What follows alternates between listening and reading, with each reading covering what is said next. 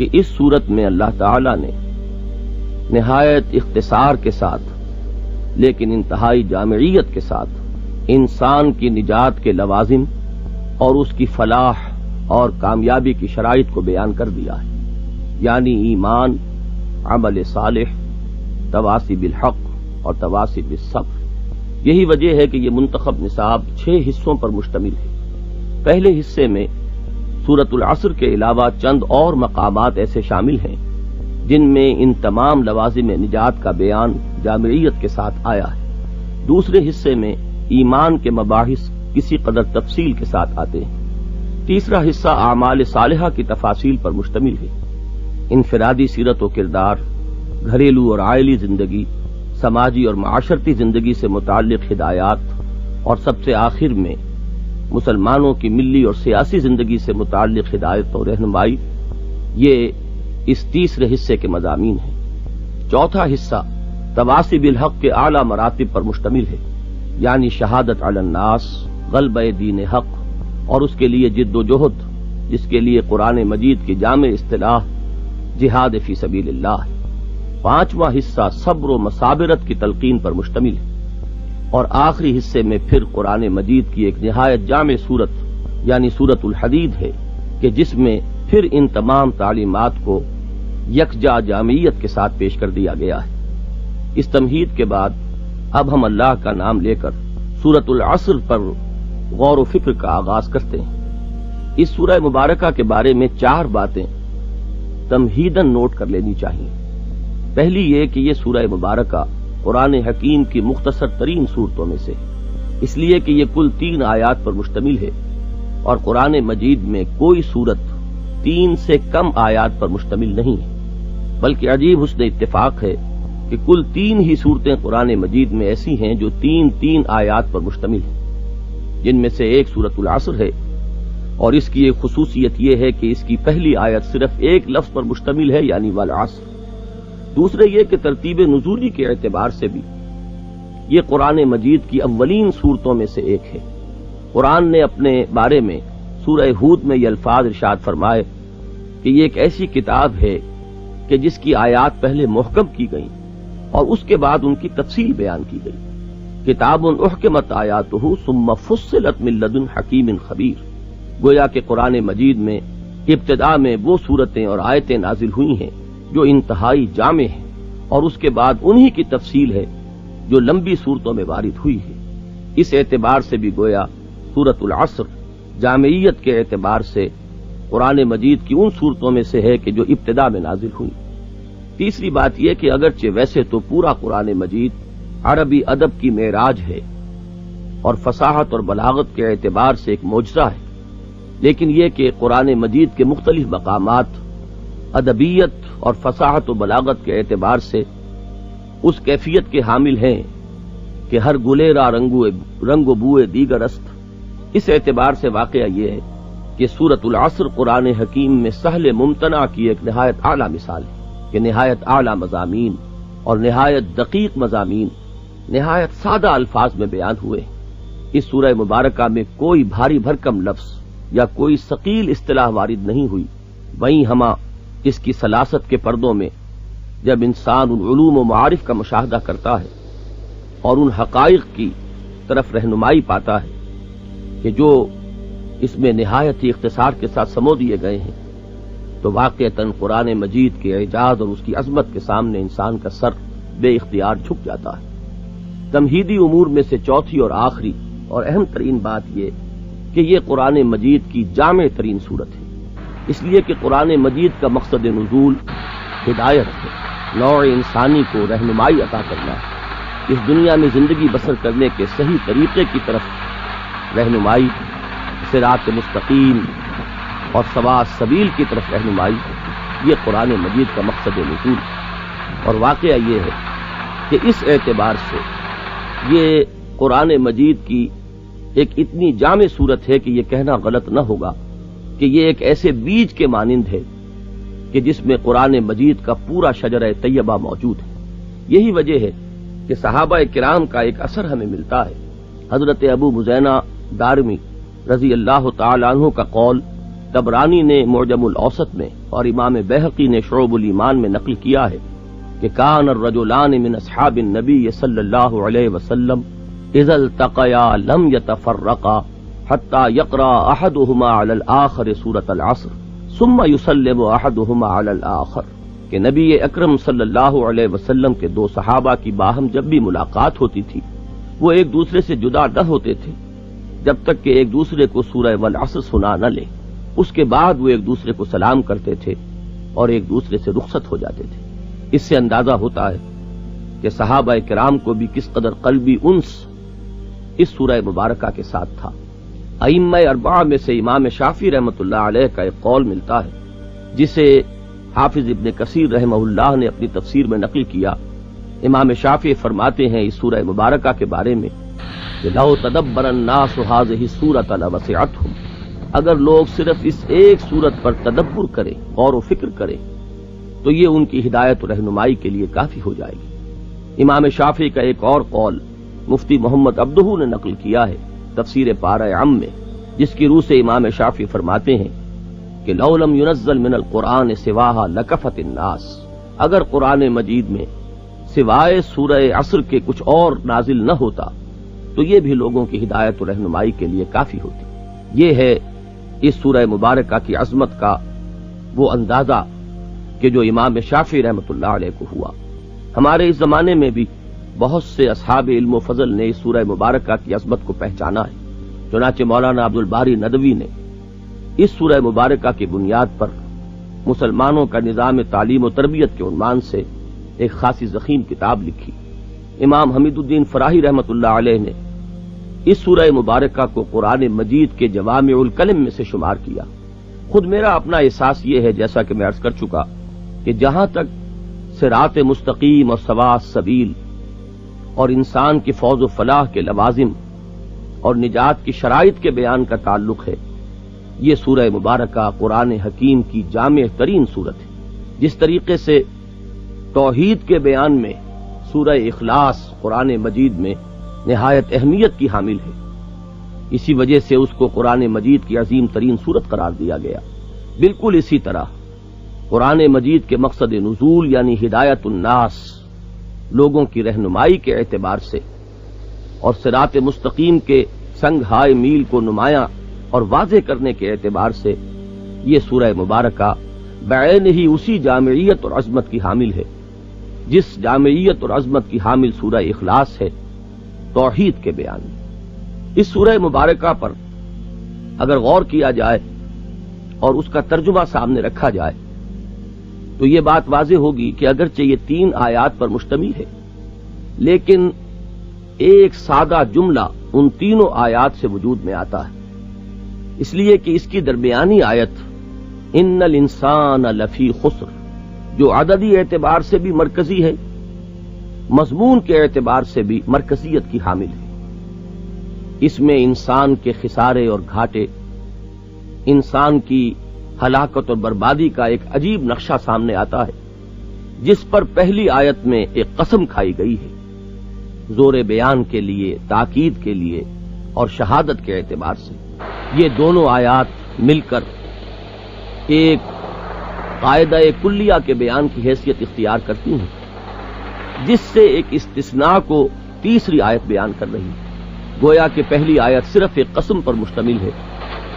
اور قسم کا مفہوم واضح نہیں ہو سکتا جب تک کہ یہ معلوم نہ ہو کہ وہ قسم کس بات پر کھائی جا رہی ہے۔ اور تیسری اور آخری آیت ایک استثناء پر مشتمل ہے، اور استثناء کا مفہوم واضح نہیں ہوتا جب تک کہ یہ معلوم نہ ہو کہ یہ استثناء کس سے کیا جا رہا ہے، وہ قاعدہ کلیہ کون سا ہے کہ جس سے یہ استثناء بیان ہو رہا ہے۔ اس طرح یہ تینوں آیتیں مل کر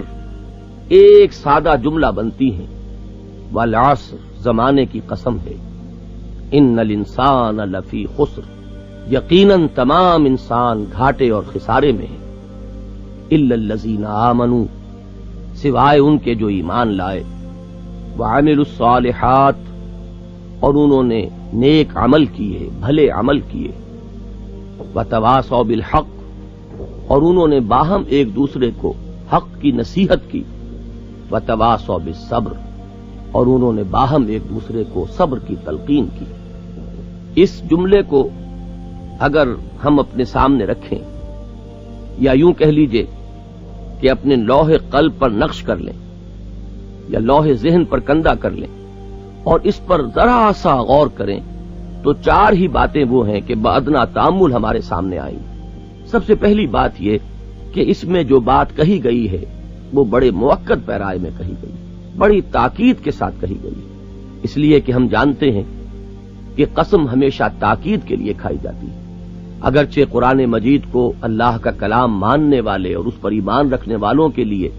مجرد اللہ کا فرمانا ہی انتہائی تاکید کا حامل ہے، مستند ہے ان کا فرمایا ہوا، لیکن جہاں اللہ تعالی کسی بات کو مزید مؤکد کرنا چاہتے ہیں وہاں اس کے آغاز میں کوئی قسم وارد ہوتی ہے۔ پھر سب کو معلوم ہے کہ حرف انا تاکید کے لیے آتا ہے، جس کا ترجمہ بالعموم ہوتا ہے تحقیق، یقیناً، بلا شک و شبہ۔ اس کے بعد حرف لام کا اضافہ ہوا لفی شک، لفی خسر، یہ لام بھی تاکید کے لیے آتا ہے۔ مزید بھی وہ تمام اسالیب جن کا یہاں بیان کچھ ثقالت کا حامل ہو جائے گا اس لیے کہ وہ عربی نحو کے قواعد سے متعلق ہے۔ واقعہ یہ ہے کہ عربی زبان میں کسی کلام میں زور پیدا کرنے کے جتنے ممکن اسالیب ہیں وہ سب کے سب اس جملے میں جمع کر دیے گئے کہ والعصر ان الانسان لفی خسر، زمانے کی قسم ہے تمام انسان خسارے اور گھاٹے میں، الا الذین آمنوا وعملوا الصالحات وتواصوا بالحق وتواصوا بالصبر، سوائے ان کے کہ جن میں چار شرطیں پوری ہو رہی ہوں، ایمان اور عمل صالح اور تواصی بالحق اور تواصی بالصبر۔ دوسری بات جو بادنا تامل سامنے آتی ہے، بلکہ جس کے لیے کہنا چاہیے کہ تامل اور غور و فکر کی بھی ضرورت نہیں، یہ حقیقت اس جامع جہاں نما سے از خود چھلک رہی ہے، وہ یہ ہے کہ اس میں انسان کی کامیابی اور ناکامی کا ایک معیار وارد ہوا ہے۔ ہر شخص جو اس دنیا میں زندگی بسر کر رہا ہے، بھاگ دوڑ کر رہا ہے، سعی و جہد کر رہا ہے، محنت و مشقت کر رہا ہے، اس کے سامنے کامیابی کا کوئی نہ کوئی معیار موجود ہے۔ اور اگر ہم تجزیہ کریں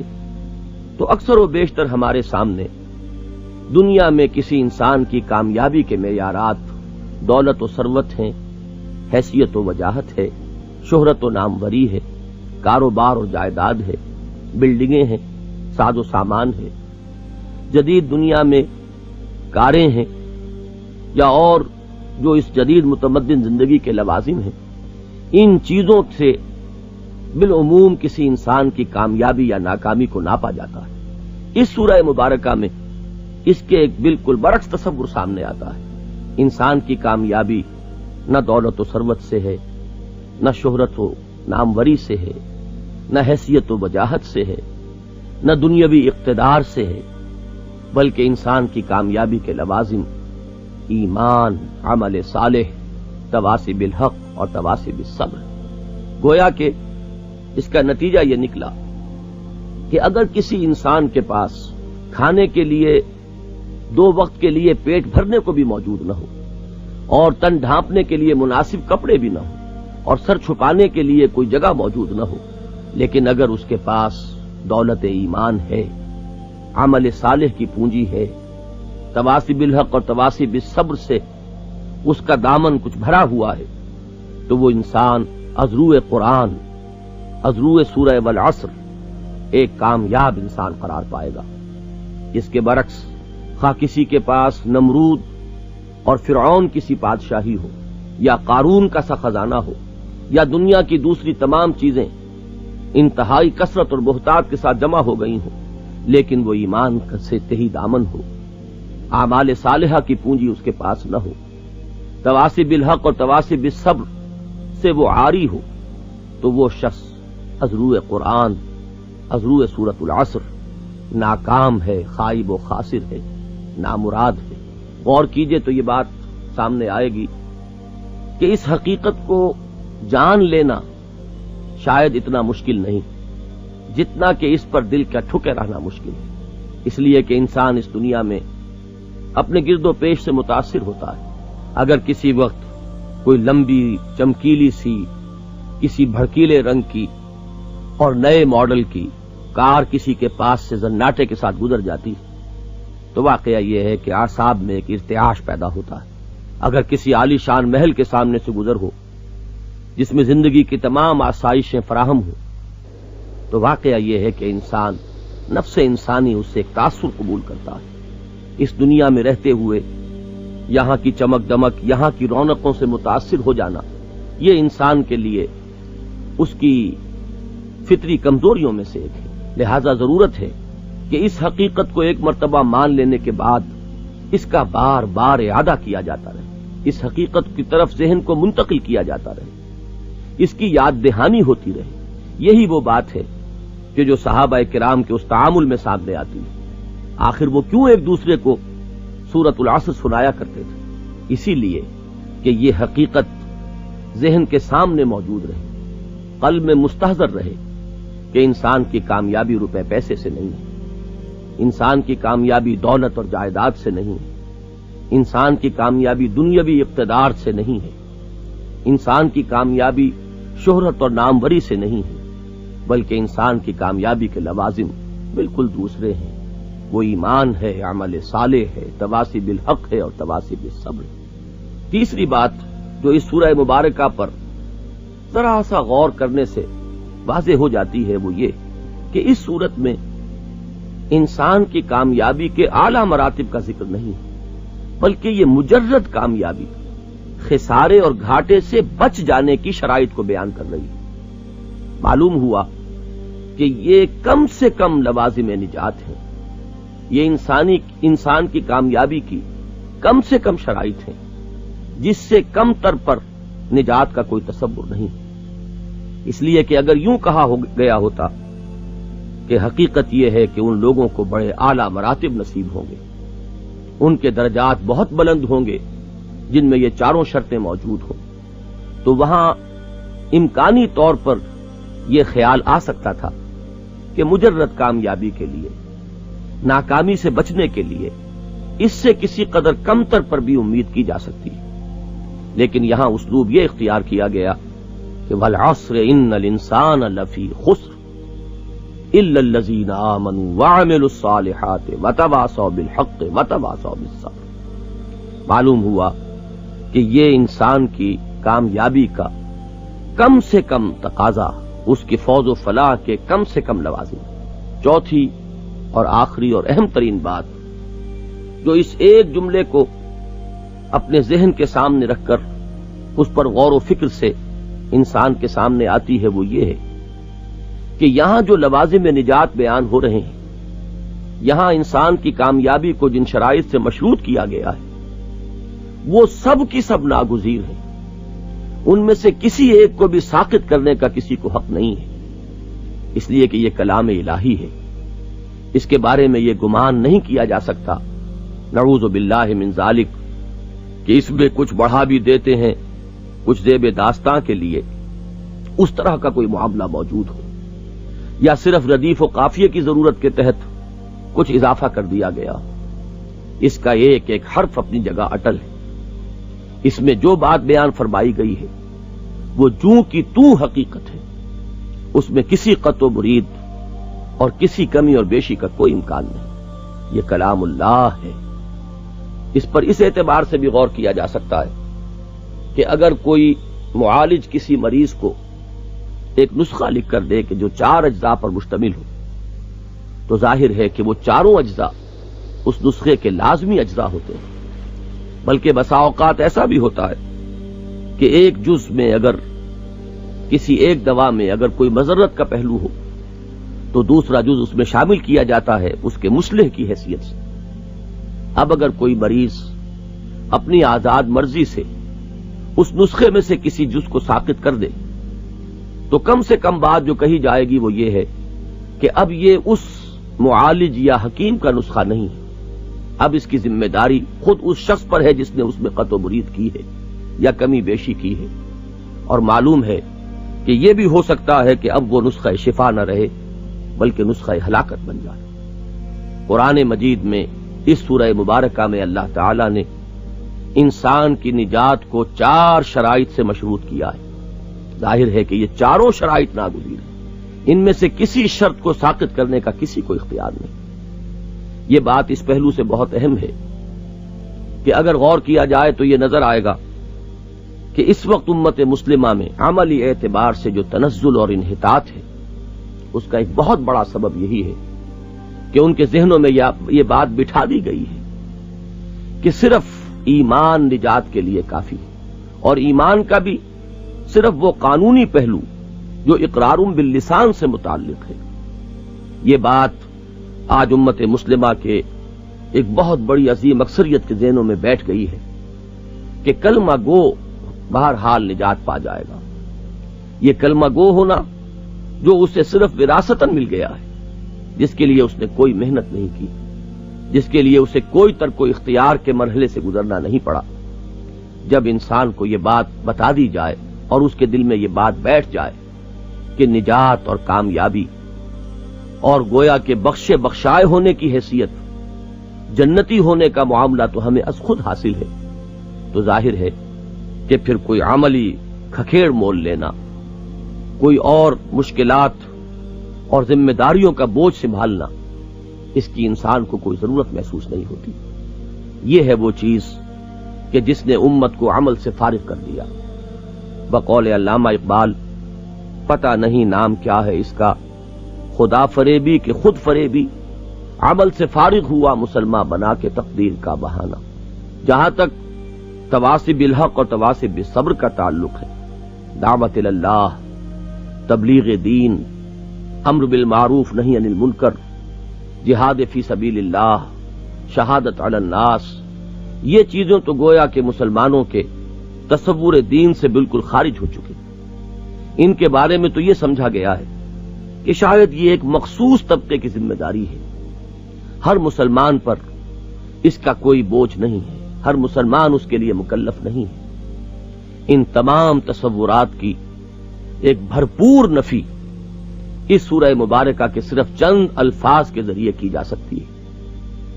کہ والعصر ان الانسان لفی خسر۔ حقیقت یہ ہے، زمانہ اس پر گواہ ہے، زمانے کی قسم کھا کر اللہ تعالیٰ فرما رہے ہیں کہ تمام انسان خسارے اور گھاٹے سے دوچار ہوں گے، ماں سوائے ان کے کہ جو 4 شرطیں پوری کر رہے ہوں، ایمان اور عمل صالح اور تواصی بالحق اور تواصی بالصبر۔ یہی وجہ ہے کہ امام رازی رحمت اللہ علیہ نے اپنی شہرۂ آفاق تفسیر میں سورۃ العصر پر کلام کے آخر میں یہ بڑے جامع الفاظ لکھے ہیں کہ اعلم ان هذه الآیہ فیہا وعید شدید، جان لو کہ اس آیت میں بڑی شدید وعید وارد ہوئی ہے، لأن اللہ تعالی حکم بالخسار، اس لیے کہ اللہ تعالی نے تو فیصلہ صادر فرما دیا ہے خسارے کا اور گھاٹے کا اور بربادی کا اور تباہی کا، لجمیع الناس، پوری نوع انسانی کے لیے، تمام انسانوں کے حق میں، الا من کان آتیا بہذہ الاشیاء الاربعۃ، سوائے ان کے جو ان 4 چیزوں کا اہتمام کریں، جو ان 4 شرائط کو پورا کریں، جو ان 4 ذمہ داریوں کو پورا کریں، وہی الایمان والعمل الصالح والتواصی بالحق والتواصی بالصبر، اور وہ 4 چیزیں ہیں ایمان اور عمل صالح اور تواصی بالحق اور تواصی بالصبر۔ اس کے بعد امام راضی فرماتے ہیں فدل ذالک، اس سے اس جانب رہنمائی ملتی ہے ان النجات معلقۃ بمجموع هذه الاشیاء، کہ نجات کا دار و مدار، کامیابی کا انحصار ان 4 چیزوں کے مجموعے پر۔ اس بات کو ایک خاص عام انداز میں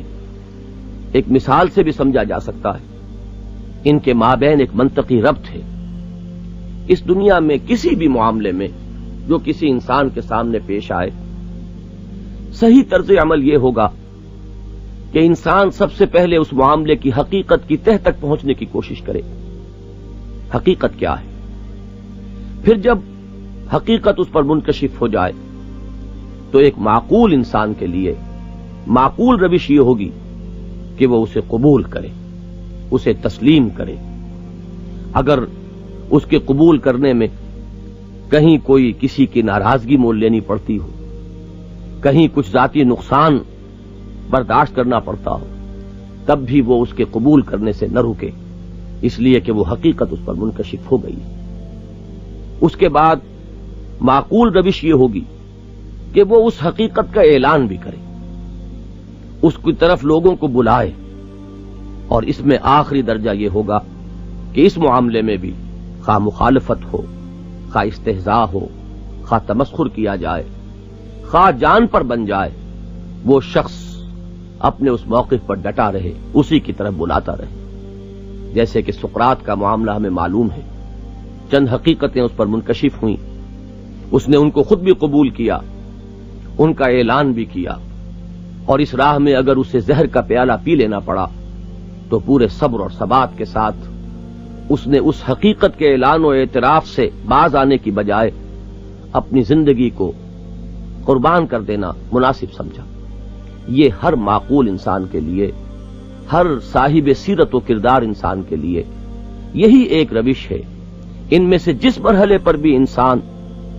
اس معقول روش کو چھوڑ کر اور سیرت و کردار کی اپنے بودے پن کا کوئی ثبوت دے گا، معلوم ہوگا کہ انسان ظاہرہ ایک انسان ہے، صورتاً انسان ہے، حقیقی انسانیت سے بہرہ بر نہیں۔ یہ ہیں وہ چار باتیں جو اس سورہ مبارکہ کو اگر ایک جملے کی حیثیت سے سامنے رکھیں، والعصر ان الانسان لفی خسر الا الذین آمنوا وعملوا الصالحات وتواصوا بالحق وتواصوا بالصبر، تو یہ چند حقیقتیں وہ ہیں کہ جو گویا از خود چھلک رہی ہیں، ذرا سے تأمل سے انسان ان تک رسائی حاصل کر لیتا ہے۔ الغرض یہ اس سورہ مبارکہ کی وہ بنیادی رہنمائی ہے جو اس سے بطریق تذکر حاصل ہوتی ہے۔ اس کے بعد ہم ذرا مزید گہرائی میں اتر کر اس کے مضامین پر غور و فکر کریں گے۔ اس پہلو سے قرآن مجید ایک بہت آسان اور کھلی کتاب ہے، جیسے کہ قرآن مجید خود دعویٰ کرتا ہے کہ وَلَقَدْ يَسَّرْنَا الْقُرْآنَ لِلذِّكْرِ فَهَلْ مِن مُدَّكِرٍ، ہم نے قرآن کو تذکر کے لیے آسان کر دیا ہے، تو ہے کوئی جو اس سے نصیحت اخذ کرنا چاہے؟ جبکہ تدبر کے معنی ہے غور و فکر، اور اس اعتبار سے واقعہ یہ ہے کہ قرآن حکیم کی گہرائیاں اتھاہ ہیں، اس پر غور و فکر کا حق ادا کرنا کسی انسان کے بس میں نہیں۔ پوری زندگیاں کھپانے کے باوجود کوئی انسان کبھی یہ نہیں کہہ سکتا کہ اس نے اس قرآن کی گہرائیوں کو ناپ لیا ہے۔ سورۃ العصر پر جب بطریق تدبر غور کریں گے تو سب سے پہلے تو اس کی درمیانی اور مرکزی آیت سے نوع انسانی کی ایک عجیب علمیاتی کیفیت سامنے آتی ہے۔ انسان کا انجام بحیثیت انسان، ان الانسان لفی خسر، انسان پر الف لام کا جو حرف تعریف داخل ہوا ہے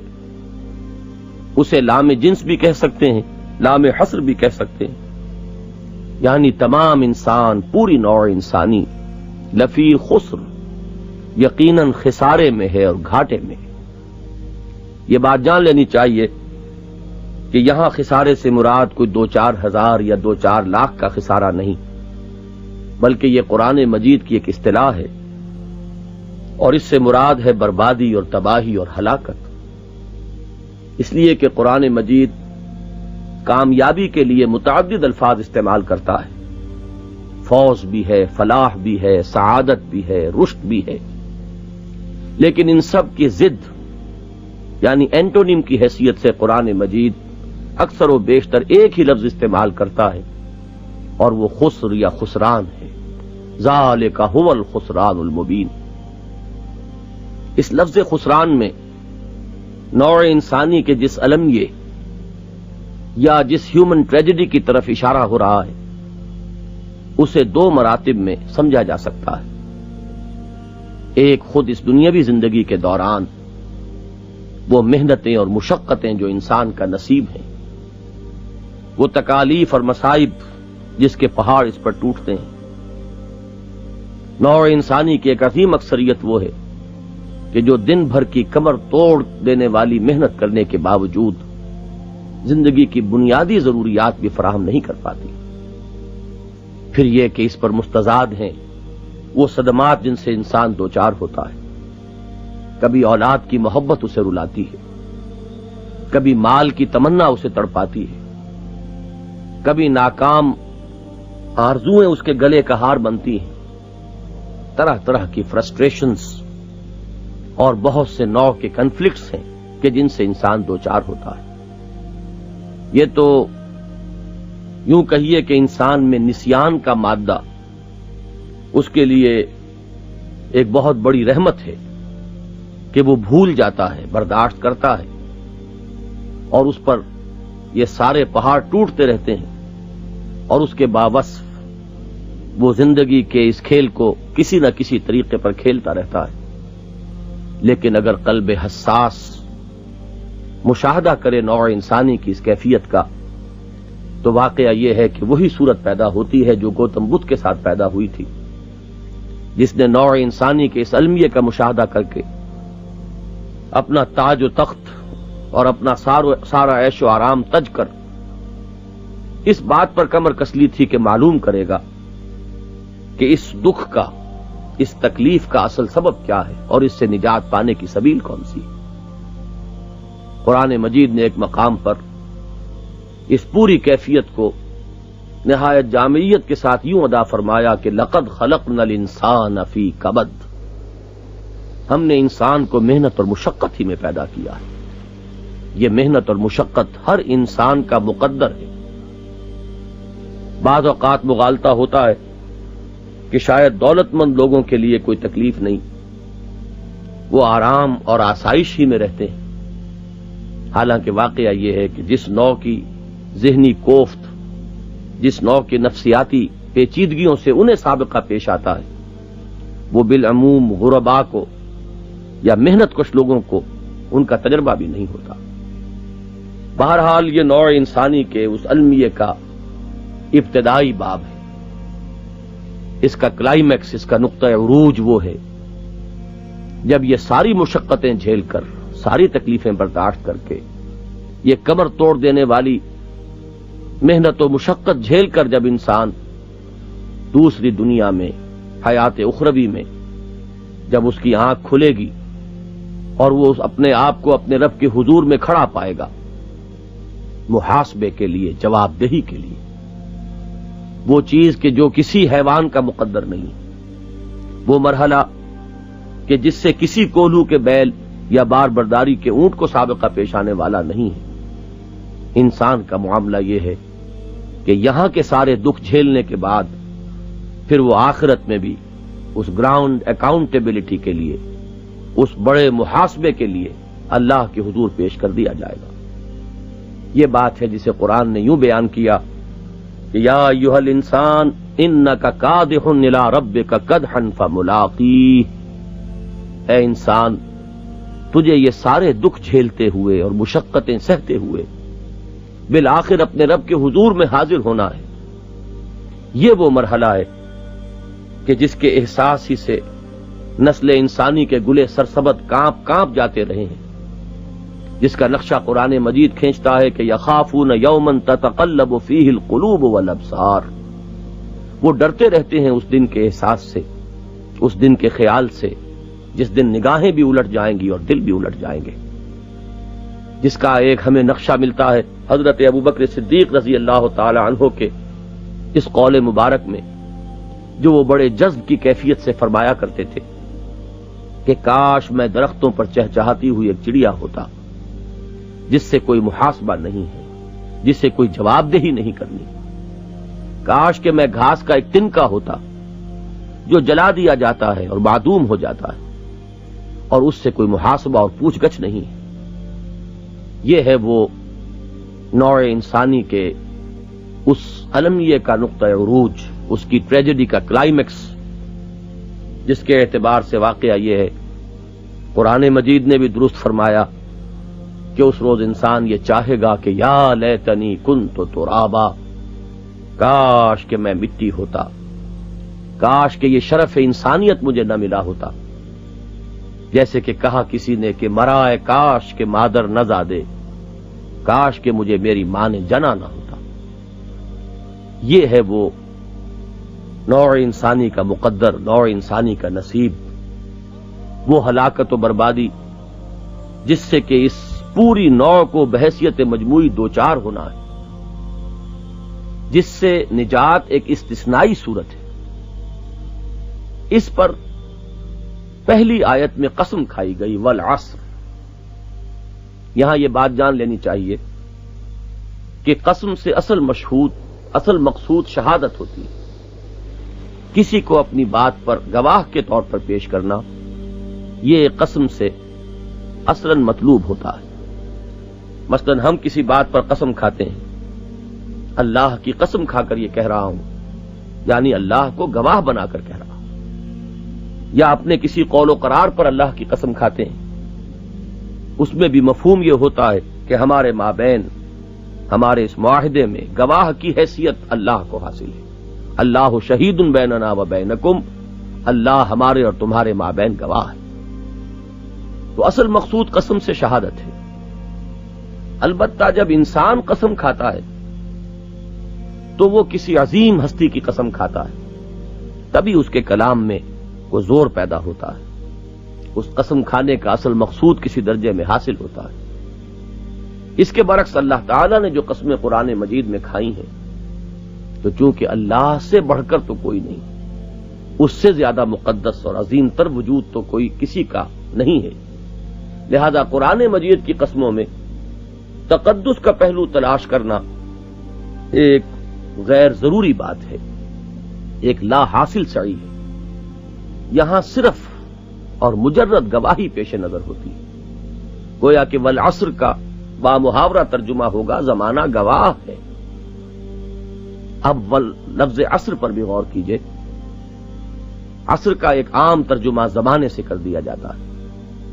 لیکن قابل غور بات یہ ہے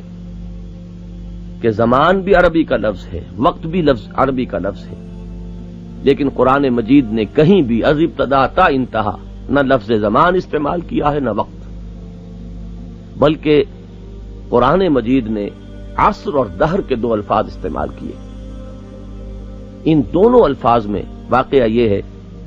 کہ آج جہاں انسان پہنچا ہے اور اس حقیقت تک اسے رسائی حاصل ہوئی کہ زمان و مکان ایک وحدت ہیں، باہم مربوط ہیں، بلکہ جیسا کہ آئنسٹائن نے کہا کہ ٹائم خود ایک ڈائمنشن ہے اسپیس کی، واقعہ یہ ہے کہ صورت لفظ عصر اور دہر دونوں میں زمان و مکان کی وحدت کی طرف اشارہ ہے، اگرچہ دہر میں اس کے پھیلاؤ، اس کی مکانیت زیادہ پیش نظر ہے، اور عصر میں اس کا مرور، اس کا گزرنا، اس کی تیز روی، اس کی جانب اشارہ ہے۔ عربی زبان میں اعصار کہتے ہیں تیز ہوا کو، جھکڑ، آندھی۔ اسی طرح لفظ عصر، وقت وہ ہے عصر کا، دن کا، کہ جبکہ دن تیزی سے ڈھل رہا ہے، دن ختم ہوا چاہتا ہے۔ اب غور کیجئے، والعصر، اس کا مفہوم ہوگا یہ تیزی سے گزرنے والا زمانہ گواہ ہے۔ والعصر کے ان الفاظ میں ایک طرف تو ایک چونکا دینے کا انداز ہے، انسان کو متوجہ کیا جا رہا ہے کہ یہ وقت جو تمہیں اپنی غفلت میں کچھ ٹھہرا ہوا نظر آ رہا ہے، یہ تیزی سے دوڑ رہا ہے، تمہاری اصل پونجی جو ہے وہ تیزی سے ختم ہو رہی ہے، یہ مہلت عمر تیزی سے ختم ہو رہی ہے۔ یہ زمانہ جس طرح کا کہا گیا کہ غافل تجھے گھڑیال یہ دیتا ہے منادی، گردوں نے گھڑی عمر کی ایک اور گھٹا دی۔ ایک صاحب نے بڑی عمدہ تشبیہ دی ہے کہ انسان برف کے تاجر کے مانند ہے کہ اس کا اصل سرمایہ اگر وہ بر وقت اس کو فروخت نہ کر دے تو صرف یہ نہیں ہوگا کہ اسے نفع حاصل نہ ہوگا بلکہ اس کا اصل سرمایہ پگھل کر ختم ہو جائے گا۔ انسان کا معاملہ بھی یہ ہے کہ اس کی اصل پونجی یہ مہلت عمر ہے، اسی میں اسے بنانا ہے جو بھی بنانا ہے، اور غفلت میں یہی اس کی اصل پونجی، اس کا اصل سرمایہ برف کے مانند کھلتا چلا جا رہا ہے۔ تو گویا کہ ایک چونکا دینے کا انداز، ایک جگہ دینے کا انداز، وہ بات کہ دوڑو وگرنہ حشر نہیں ہوگا پھر کبھی، اٹھو وگرنہ حشر نہیں ہوگا پھر کبھی، اور دوڑو زمانہ چال قیامت کی چل گیا، لفظ والعصر میں وہ ایک صوتی آہنگ اور صوتی کیفیت بھی موجود ہے۔ پھر یہ کہ مزید غور کیا جائے تو یہ زمانے مسلسل ایک ایسی چادر کے مانند ہے کہ جو ازل سے ابد تک تنی ہوئی۔ یہ زمانہ چشمدید گواہ ہے مختلف قوموں کے عروج و زوال کا، نوع انسانی جن جن مراحل سے گزری ہے، جو حالات اس کو پیش آتے رہے ہیں، قوم نوح پر جو بیتی، قوم ہود اور قوم صالح کا جو انجام ہوا، قوم لوط اور قوم شعیب جس انجام سے دوچار ہوئی، آل فرعون جس طرح غرق ہوئے، ان تمام عظیم واقعات کا چشمدید گواہ یہ زمانہ ہے۔ اس زمانے نے قوموں کو ابھرتے بھی دیکھا اور گرتے بھی دیکھا، تمدنوں کو بنتے بھی دیکھا اور بگڑتے بھی دیکھا۔ پھر یہ زمانہ وہ جو آدم و ابلیس کا معاملہ ہوا تھا اس کا بھی چشمدید گواہ ہے، اور یہی زمانہ جو کچھ انسان کا آخری انجام ہونے والا ہے اس کا بھی عینی شاہد ہے۔ گویا کہ اس پہلو سے بھی ان الانسان لفی خسر پر جو سب سے بڑی گواہی پیش کی جا سکتی ہے وہ اسی زمانے کی، والعصر ان الانسان لفی خسر۔ اب ذرا تیسری آیت پر غور فرمائیے۔ یہ تیسری آیت مایوسی کے گھٹا ٹوپ اندھیرے میں امید کی ایک کرن بن کر طلوع ہوتی ہے۔ اگرچہ بحیثیت مجموعی، بحیثیت نوع انسان کا مقدر یہ ہے کہ نوع انسانی ہلاکت اور بربادی سے دوچار ہونے والی ہے، لیکن ایک استثناء ہے، اس سے نجات کی ایک صورت ہے، ایک صراط مستقیم ہے کہ جس پر چل کر انسان اس انجام سے اپنے آپ کو بچا سکتا ہے اور فوز و فلاح سے ہمکنار ہو سکتا ہے۔ اس سوا سبیل، اس صراط مستقیم کے 4 سنگھائے میل ہیں، اس کی 4 منزلیں ہیں۔ اولین منزل ہے ایمان، دوسری منزل ہے عمل صالح، تیسری منزل ہے تواصی بالحق، اور چوتھی منزل ہے تواصی بالصبر۔ یہاں قرآن مجید جس انداز میں ان 4 اصطلاحات کو بیان کر رہا ہے اور اس کے لیے اس نے جو الفاظ اختیار کیے ہیں جنہوں نے کہ واقعتاً قرآن مجید کی بنیادی اصطلاحات کی صورت اختیار کر لی، ان پر بطریق تدبر غور کرنے کے لیے ان کو 2 کے 2 جوڑوں میں تقسیم کرنا مناسب ہوگا۔ ایمان اور عمل صالح، ان دونوں کے باہمی تعلق پر غور کر لیا جائے، پھر تواصی بالحق اور تواصی بالصبر کے باہمی تعلق پر غور کر لیا جائے، اور پھر ان دونوں جوڑوں کے مابین جو عقلی اور منطقی ربط ہے اس کو سمجھنے کی کوشش کی جائے۔ جہاں تک ایمان کا تعلق ہے، اس کا لغوی مفہوم کیا ہے، اس کا اصطلاحی مفہوم کیا ہے، ایمان کن کن امور کو ماننے کا نام ہے، یہ تمام مباحث تو انشاءاللہ اس منتخب نصاب میں اپنے مناسب مقام پر آئیں گے۔ یہاں صرف یہ جان لینا ضروری ہے کہ ایمان در حقیقت نام ہے اس کائنات کے کچھ بنیادی حقائق کو تسلیم کرنے کا جن کی خبر دی ہے انبیاء کرام نے، اس دعوے کے ساتھ کہ اس کائنات کے وہ اصل اور اساسی حقائق جو عام انسانوں کی نگاہوں سے پوشیدہ ہیں ان تک ہم مطلع ہوئے ہیں ایک ایسے ذریعہ علم کے واسطے سے جو عام انسانوں کو حاصل نہیں، یعنی وحی۔ ان کی سند پر ان باتوں کو تسلیم کرنا،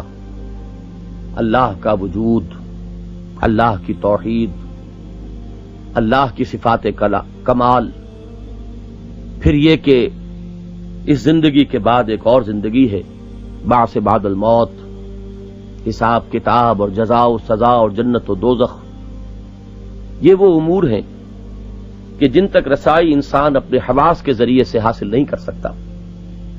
اور ان کی خبر دی ہے انبیاء کرام نے، اور ان باتوں کی تصدیق اور ان کو تسلیم کر لینے کا نام ایمان۔ اس ایمان کے دو درجے ہیں، ایک درجہ یہ ہے کہ زبان سے ان باتوں کو مان لیا جائے، یعنی اقرار باللسان، یہ ایمان کا اولین یا یوں کہیے کہ قانونی درجہ ہے کہ جس نے زبان سے مان لیا گویا کہ وہ ان لوگوں سے ممیز ہو گیا کہ جو ان امور کو نہیں مان رہے۔ لیکن ایمان کا دوسرا درجہ تصدیق بالقلب ہے، یعنی جب کہ ان امور پر ایک یقین کی کیفیت قلب انسانی میں پیدا ہو جائے، اور اصل ایمان یہ ہے، وہ ایمان کے جو مطلوب ہے وہ در حقیقت اقرار باللسان اور تصدیق بالقلب دونوں کے مجموعے کا نام ہے۔ جب انسان میں یہ یقین کی کیفیت پیدا ہو جاتی ہے تو ظاہر ہے کہ انسان کا عمل اس کے یقین کے تابع ہے۔ اگر کسی بات پر انسان کو یقین ہو تو اس کا عمل اس کے خلاف کبھی نہیں ہوگا۔ ہمیں یقین ہے کہ آگ جلاتی ہے، ہم آگ میں ہاتھ ڈالنے کے لیے تیار نہیں، بلکہ یقین ہی نہیں، بسا اوقات محض ظن بھی انسان کے عمل پر اثر انداز ہوتا ہے۔ ہم جانتے ہیں کہ تمام سانپ زہریلے نہیں ہوتے، لیکن صرف یہ گمان کہ ہو سکتا ہے کہ یہ سانپ زہریلا ہو، ہم ہر سانپ سے بچنے کی کوشش کرتے ہیں۔ معلوم ہوا کہ اللہ کا یقین، آخرت کا یقین، جزا و سزا کا یقین، یہ یقین کے مر کر حضور اللہ کے حضور میں حاضر ہونا ہے، وہاں محاسبہ ہوگا، جواب دہی ہوگی، جزا و سزا ہوگی، اس کا ایک نتیجہ بہرحال مترتب ہوتا ہے، اور وہ نتیجہ ہے جسے قرآن عمل صالح کے الفاظ سے تعبیر کرتا ہے۔ عمل درست ہو جائے گا، انسان برائیوں سے مجتنب ہوگا، اخلاق صالحہ اس میں پیدا ہوں گے، اللہ تعالی کے احکام پر وہ عمل پیرا ہوگا، حلال پر اکتفا کرے گا، حرام سے اجتناب کرے گا، معصیت کے قریب نہیں پھٹکے گا۔ یہ ہے وہ چیز کہ جو ایمان کا لازمی نتیجہ ہے۔ یہ بات جان لینی چاہیے کہ ایمان اور عمل قانون کے درجے میں دو جداگانہ حقیقتیں ہیں، لیکن حقیقت کی سطح پر یہ دونوں ایک وحدت بن جاتی ہیں۔ یہ اس طرح باہمی لازم و ملزوم ہے کہ ایک کو دوسرے سے جدا کرنا ممکن نہیں ہے۔ یہ ہے وہ بات جو متعدد احادیث میں نبی اکرم صلی اللہ علیہ وسلم نے واضح الفاظ میں بیان فرمائی۔ مثلا ایک حدیث جو متفق علیہ ہے، جسے امام بخاری اور امام مسلم دونوں نے نقل کیا، جس کے راوی حضرت ابو ہریرہ ہیں رضی اللہ تعالی عنہ، اس میں آپ کے یہ الفاظ وارد ہوئے ہیں کہ لا یزنی الزانی حین یزنی وہو مؤمن ولا یسرق السارق حین یسرق وہو مؤمن ولا یشرب الخمر حین یشرب وہو مؤمن۔ کوئی زانی حالت ایمان میں زنا نہیں کرتا، کوئی چور حالت ایمان میں چوری نہیں کرتا، کوئی شرابی حالت ایمان میں شراب نہیں پیتا۔ جس وقت وہ یہ کام کر رہا ہوتا ہے وہ دلی یقین کسی سبب سے زائل ہو چکا ہوتا ہے۔ اگر وہ دلی یقین موجود ہوتا تو اس سے ان افعال کا صدور ممکن نہ تھا۔ جب ہم چوراہے پر کسی ٹریفک کانسٹیبل کو کھڑے دیکھتے ہیں تو بلا ارادہ بھی ہماری گاڑی ٹھیک جگہ پر جا کر رک جاتی ہے، اس لیے کہ ہمیں معلوم ہے کہ وہ جو محافظ ہے یہاں، جو ذمہ دار ہے یہاں کے نظم و نسق کا، وہ ہمیں دیکھ رہا ہے۔ اگر یہ یقین ہو کہ اللہ ہے اور مجھے دیکھ رہا ہے تو کیسے ممکن ہے کہ میں اس کے کسی حکم کی خلاف ورزی کر سکوں؟ ایمان اور عمل اور ایمان اور اخلاق صالحہ کا جو باہمی لازم و ملزوم کا تعلق ہے وہ ایک اور حدیث سے بھی سامنے آتا ہے۔ حضور ارشاد فرماتے ہیں صلی اللہ علیہ وسلم، اور یہ حدیث بھی متفق علیہ ہے آپ نے ایک مرتبہ فرمایا واللہ لا یؤمنو واللہ لا یؤمنو واللہ لا یؤمنو، خدا کی قسم وہ شخص مومن نہیں ہے، خدا کی قسم وہ شخص مومن نہیں ہے، خدا کی قسم وہ شخص مومن نہیں ہے۔ صحابہ لرز اٹھے ہوں گے، انہوں نے بہت ڈرتے ہوئے سوال کیا، قیل لمن یا رسول اللہ، حضور یہ کس کے بارے میں ارشاد فرما رہے ہیں؟ جواباً آپ نے ارشاد فرمایا الذی لا یأمن جارہ بوائقہ، وہ شخص کہ جس کی ایذا رسانی سے اس کا پڑوسی امن میں نہیں۔ یہ ہے تعلق ایمان اور عمل کا، یہ ہے تعلق ایمان اور اخلاق صالحہ کا۔ ایک اور حدیث ہے، حضرت انس ابن مالک جو آپ کے خادم خاص رہے ہیں ایک طویل عرصے تک، فرماتے ہیں کہ قلما خطبنا رسول اللہ صلی اللہ علیہ وسلم الا ان قال، شاذ ہی کبھی ایسا ہوا ہوگا کہ حضور نے کوئی خطبہ ارشاد فرمایا ہو اور اس میں یہ الفاظ آپ نے ارشاد نہ فرمائے ہوں کہ لا ایمان لمن لا امانت لہ ولا دین لمن لا عہد لہ، جس شخص میں امانت نہیں ہے اس کا کوئی ایمان نہیں، اور جس میں وعدے کی پابندی نہیں ہے، ایفاء عہد نہیں ہے، اس کا کوئی دین نہیں۔ معلوم ہوا کہ ایمان اور عمل صالح کا چولی دامن کا ساتھ ہے۔ ایمان اگر حقیقی ہو اور واقعی ہو اور قلب انسانی میں جاگزی ہو گیا ہو تو ممکن نہیں ہے کہ اس انسان کی سیرت و کردار میں اس کی جھلک نہ ہو، اس کے اثرات نمایاں نہ ہو۔ ایک اعتبار سے یہ وہی بات ہے جو سقراط نے کہی تھی کہ علم نیکی ہے اور جہالت بدی ہے۔ ایمان نام ہے علم حقیقت کا، اور اس کا لازمی نتیجہ یہ ہے کہ انسان کا عمل درست ہو جائے۔ اب آئیے دوسرے جوڑے کی طرف، وتواصوا بالحق وتواصوا بالصبر۔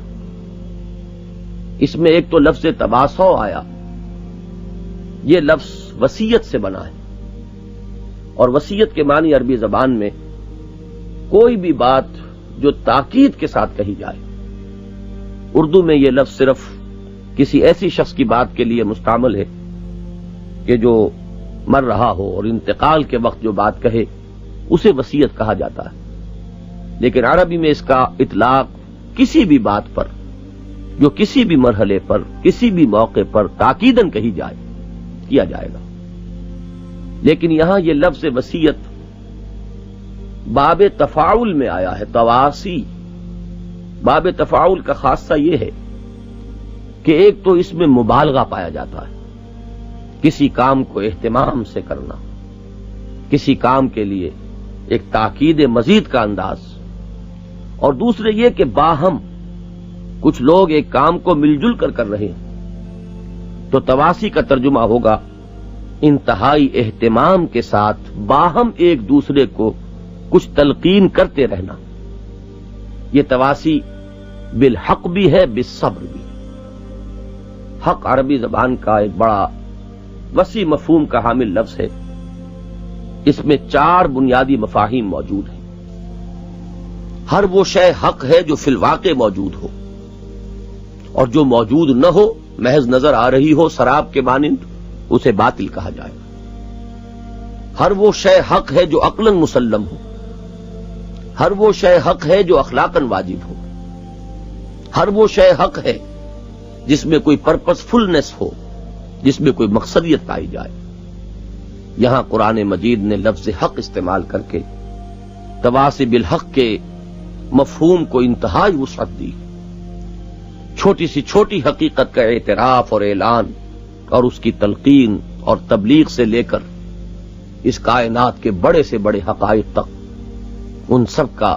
اعتراف بھی ہو، ادراک بھی ہو، اور پھر ان سب کی تلقین بھی ہو، اس کا پرچار بھی ہو، ان کی دعوت ہو، ان کی لوگوں کو تبلیغ کی جائے، یہ تمام مراحل تواصی بالحق میں داخل ہو جائے۔ گویا کہ اگر کسی شخص کو کسی کا کچھ قرض واپس دینا ہے، کسی کے ذمے قرض ہے اور وہ ادا نہیں کر رہا، اور آپ جا کر اس سے کہیں کہ بھلے آدمی فلاں کی رقم واپس کرو، تو یہ بھی تواصی بالحق ہے۔ اسی طرح اگر آپ نے دیکھا کہ کوئی بچہ اپنے والدین کے حقوق ادا نہیں کر رہا، اگر آپ نے اس کو تلقین کی کہ اپنے والدین کا ادب کیا کرو، ان کا کہنا مانا کرو، تو یہ بھی تواصی بالحق ہوگا۔ اور اس کائنات کی سب سے بڑی حقیقت کہ اللہ ہی خالق و مالک ہے، اسی کا حق ہے کہ اس کی اطاعت کی جائے، اسی کا حق ہے کہ اس کے کہنے پر چلا جائے، اسی کا حق ہے کہ اس کا قانون نافذ ہو۔ اس کا اعلان، اس کی تبلیغ، اس کا پرچارک بن کر کھڑے ہونا، یہ بھی تواصی بالحق ہے۔ اس کے ساتھ جڑا ہوا لفظ ہے تواصی بالصبر۔ یہ بات عام طور پر معروف ہے کہ سچ کڑوا ہوتا ہے، الحق مرٌ۔ بسا اوقات چھوٹی سی بات بھی اگر کسی سے کہی جائے تو ریزنٹمنٹ کا سامنا ہوتا ہے، لوگ پسند نہیں کرتے۔ جیسا کہ میں نے مثال دی تھی کہ کسی کو کسی کا کچھ قرض ادا کرنا ہو اور آپ اس سے کہیں کہ بھلے آدمی اس کی رقم ادا کر دو، تو ہو سکتا ہے کہ آپ کو جواب ملے کہ آپ کون ہوتے ہیں ہمارے معاملات میں دخل دینے والے۔ تو چھوٹے سی چھوٹی تواصی بالحق ہو، اس میں بھی انسان کے لیے مخالفت ہو سکتا ہے کہ لوگوں کی مخالفت کا بھرپور سامنا کرنا پڑے، لیکن بڑے حقائق کا اعلان، ان کی تبلیغ، ان کی اشاعت، یہ تو ظاہر بات ہے کہ اس دنیا میں اس کے بغیر ممکن ہی نہیں کہ انسان مصائب جھیلنے کے لیے تیار ہو جائے، جان لے کہ یہ کانٹوں بھرا بستر ہے، پھولوں کی سیج نہیں ہے۔ حق کہنا اور حق کی دعوت دینا، یہ گویا کہ مشکلات اور مصائب کو دعوت دینا ہے۔ لہذا اس مرحلے پر ضرورت ہے کہ انسان صبر پر، جھیل جانے پر، برداشت اور تحمل پر آمادہ ہو۔ کوئی پرسیکیوشن، کوئی تشدد، کوئی مخالفت اسے اس حق سے باز نہ رکھ سکے، اور نہ ہی کوئی ٹیمپٹیشن، کوئی لالچ اسے اس جادہ حق سے منحرف کر سکے۔ تواصی بالحق اور تواصی بالصبر یہ لازم و ملزوم ہے۔ ادھر ایمان اور عمل صالح لازم و ملزوم ہے، اور ان دونوں کے مابین بھی وہی لزوم کا تعلق ہے۔ اگر کوئی شخص خود نیک ہوگا، اس سے نیکی ماحول میں لازماً سرایت کرے گی، جیسے کہ آگ سے حرارت ماحول میں سرایت کرتی ہے اور برف سے ٹھنڈک اپنے ماحول میں سرایت کرتی ہے۔ اسی طرح یہ انسان کی شرافت اور مروت کا بھی تقاضا ہے کہ جو حق اس پر منکشف ہوا ہے وہ اپنے ابنائے نو کو بھی اس میں شامل کرے اور شریک کرے۔ اسی طرح یہ انسان کی غیرت اور حمیت کا بھی تقاضا ہے کہ جو حق اس پر منکشف ہوا ہے، جسے اس نے قبول کیا ہے، وہ اس کا بول بالا کرنے کے لیے چاہے کچھ بھی ہو، اسے اپنے جان اور مال کی بازی کھیل جانی پڑے، وہ اس کے لیے آمادہ رہے۔ معلوم ہوا کہ یہ چاروں چیزیں در حقیقت ایک دوسرے کا منطقی نتیجہ ہے۔ ایمان کا لازمی نتیجہ ہے عمل صالح۔ عمل صالح پختگی کو پہنچ کر لازماً تواصی بالحق کو جنم دے گا، اور تواصی بالحق کی راہ میں صبر کے مراحل آ کر رہیں گے۔ یہ ہے اس سورہ مبارکہ کے اس تیسری آیت کا وہ مفہوم کہ جو ذرا زیادہ گہرائی میں اتر کر غور کرنے سے سامنے آتا ہے۔ وآخر دعوانا ان الحمد للہ رب العالمین۔